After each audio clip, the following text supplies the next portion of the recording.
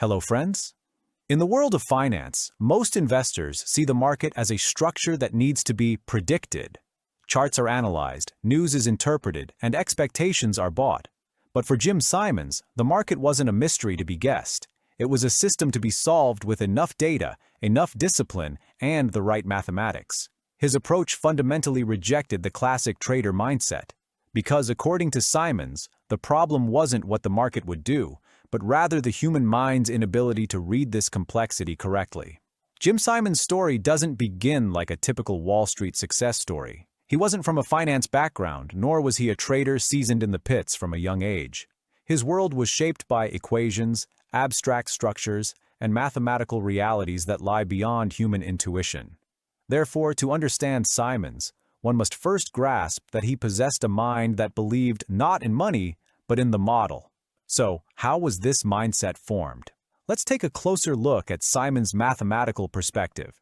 In the early part of his career, Jim Simons was recognized as one of the world's most prestigious mathematicians. His work in differential geometry, specifically the Chern-Simons invariance, left a deep mark not only on mathematics, but also on modern physics. What matters here is not the technical content of these studies, but how Simons thought.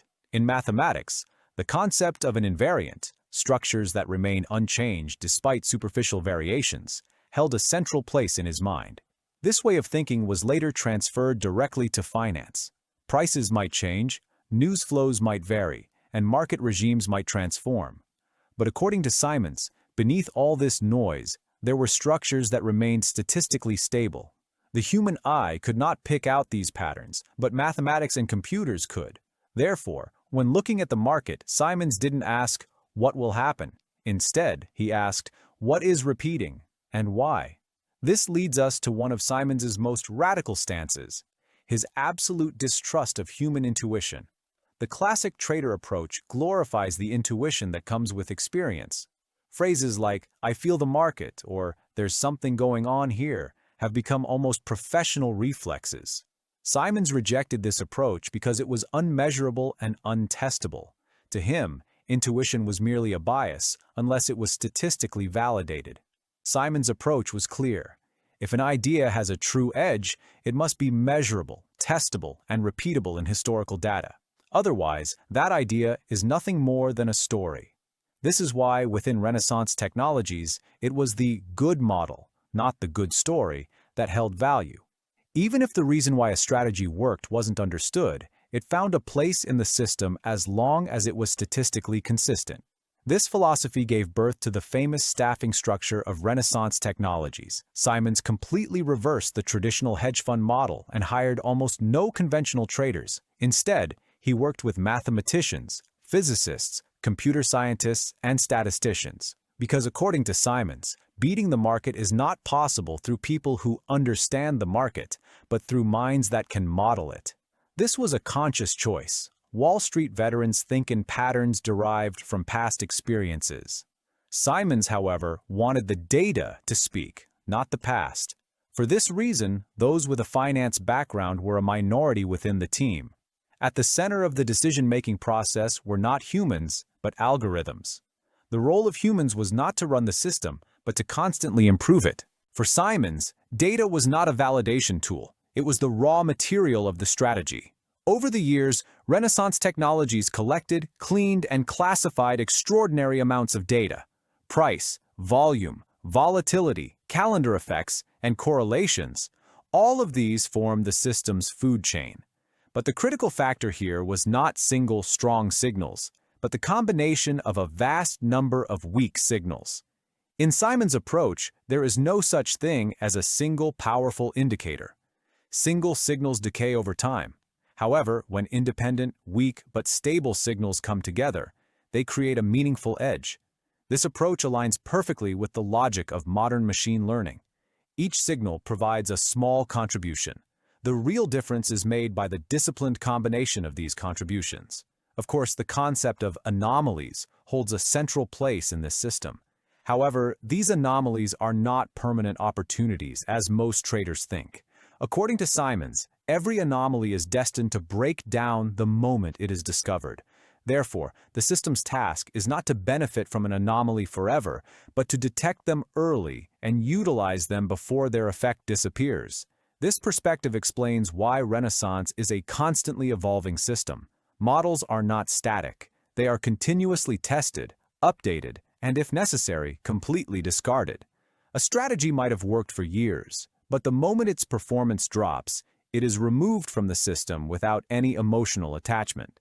This discipline requires the total exclusion of the human ego from the system. The most concrete proof of Jim Simons's approach is the performance of the Medallion Fund. The extraordinary returns achieved over the years are notable not just for high profits, but for high risk-adjusted performance. The success of Medallion lies in bringing volatility under control and providing a stable return profile. This is the natural result of a systematic approach. There is another important detail here.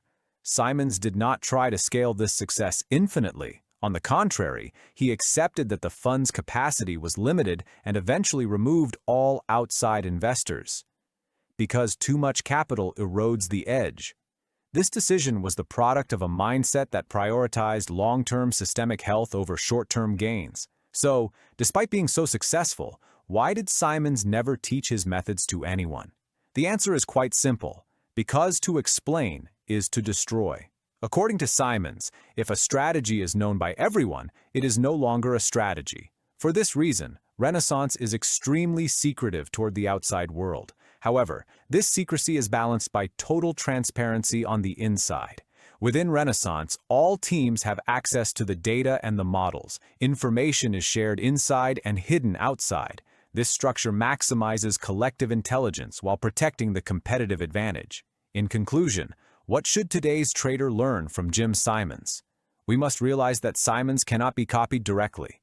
His success does not come from a single formula, but from a complete mindset. Discipline, measurability, ego control, and constant adaptation are the cornerstones of this mindset. For today's trader, the real question shouldn't be, what would Jim Simons buy or sell? But, how would Jim Simons solve this problem? This approach requires moving beyond short-term predictions, building a system, testing the system, and killing the system when necessary. This is exactly Simons' legacy. He showed that the way to beat the market is not through feeling the market, but through understanding it statistically. Let's ask the question again in closing. Can the market be solved?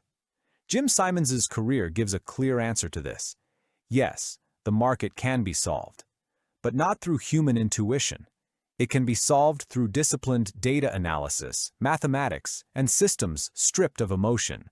This path is not easy for everyone because it goes against human nature. However, Simons' success has proven that this difficult path is possible. Jim Simons was not a trader trying to predict the market. He was a scientist trying to solve it. His true legacy is not the money he made, but this great revolution of thought he left to the world of finance. Thank you for watching our video. In the next episode, we will examine the journey of another legendary trader. Don't forget to subscribe and turn on notifications. For more content and strategies, you can join our Telegram channel. The link is in the description.